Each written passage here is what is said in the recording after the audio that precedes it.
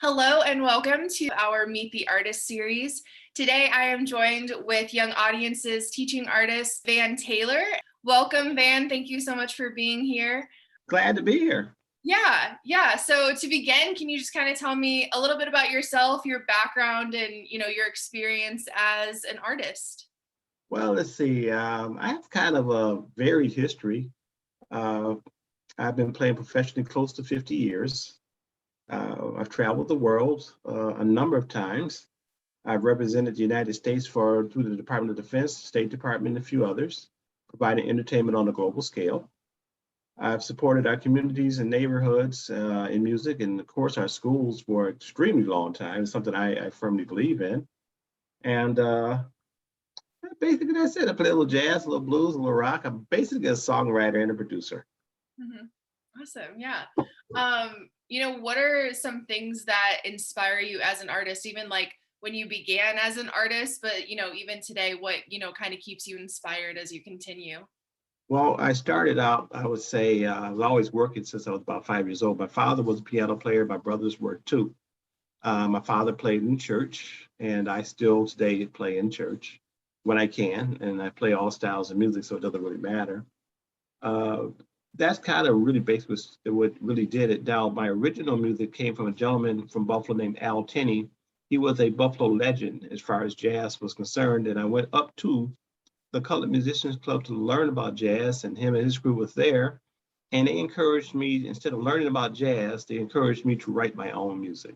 So obviously, as an artist, kind of how artists are connecting with audiences, and especially when it comes to providing arts and music, especially into schools, COVID has had like a huge impact on that. So how has COVID affected your ability to perform and provide those arts programming that you have? Well, on a global scale, normally, like even right now, I would be probably in Nigeria or just coming back from Europe. That's usually what my normal schedule is. And then I would be picking up usually in September, roughly about whatever school engagements I would be working on, whether it be young audience engagements or we have an independent program called Peace and Harmony Through Music. So all those were pretty completely shut down. It's obvious for everybody else. And the basically what we've been doing is some online streaming. I'm not a big favor or fan of it. I prefer a live audience, and I said I'll just be patient. A lot of my band members are scattered across the country. Some are here in Buffalo. We have a Buffalo contingent, but the majority of us are from coast to coast and play with a number of top and well-known artists throughout the world. And we assemble as Taylor Made Jazz or Band Taylor and Taylor Made Jazz to provide a performance service. So on that note, yeah, it shut us down. And then the other part of what we do as far as performances, we provided for well over 30 years entertainment for our troops overseas as a representative of the Department of Defense under many names. We have our own organization called Music on the Front Lines, which people can look that up. And we support our veterans at home and as well as domestically across the country and overseas when we can. We also particularly focus on our troops in hostile environments. That's what makes us unique. There are a lot of people entertain the troops, but not in the way in which we do. So we'll go to places that nobody really wants to go to.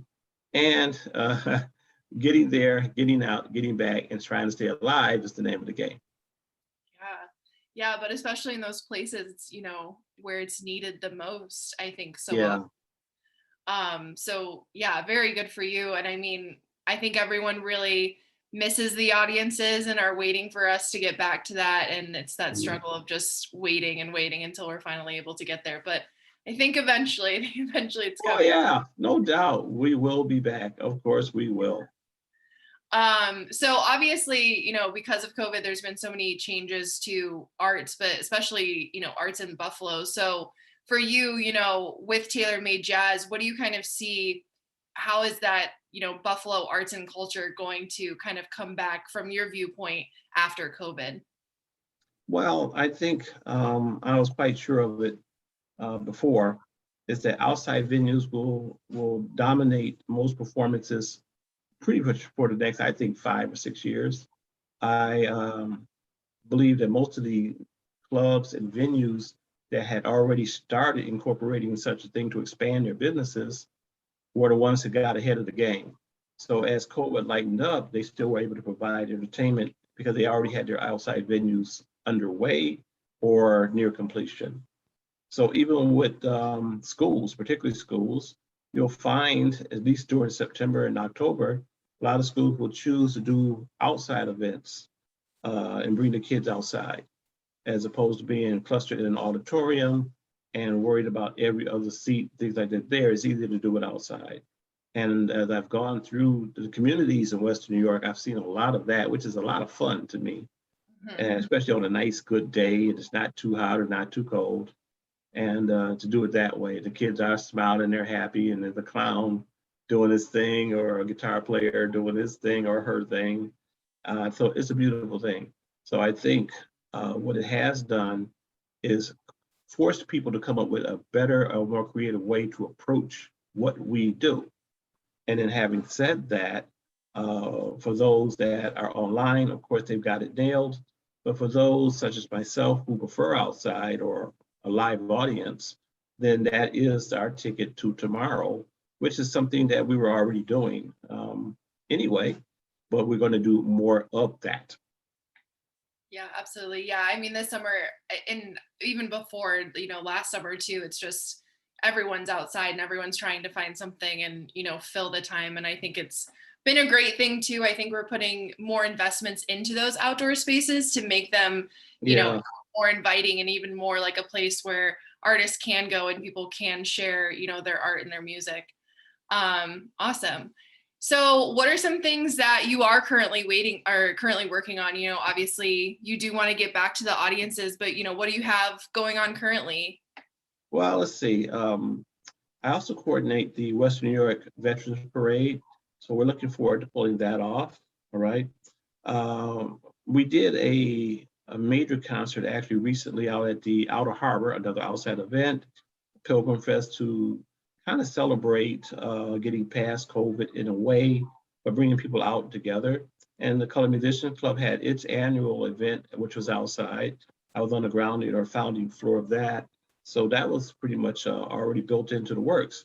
So again, that proved fruitful. As far as the future goes, I'm working on several gospel projects, one in Louisiana, another one soon to be up here, another one over in LA. I'm also working on several major motion pictures. I also work with the United Nations and a number of other organizations that are involved. And hopefully by the time we get to 2023, and I can't say the name of the movie yet, we can disclose that. The exciting details to come, cliffhanger. That's what you got to do. Keep everyone on their toes. That's awesome. Yeah. Really exciting. Well, where can people find your information and, the organizations that you're a part of, websites, social media, that kind of thing? Yes. Our main website is tailormadejazz.com. That's our main site. For those that wish to Google, just Google either my name, Van Taylor, and then put Buffalo, New York. It's the easiest way to find me and information. And if you Google Tailor Made Jazz, you'll basically get all of our videos, our music itself, and a lot of other connections to our organizations. I support a number of organizations. Young Audiences say, yay, for sure. And looking forward to whatever we can do to support young audiences. We've done that for an extremely long time.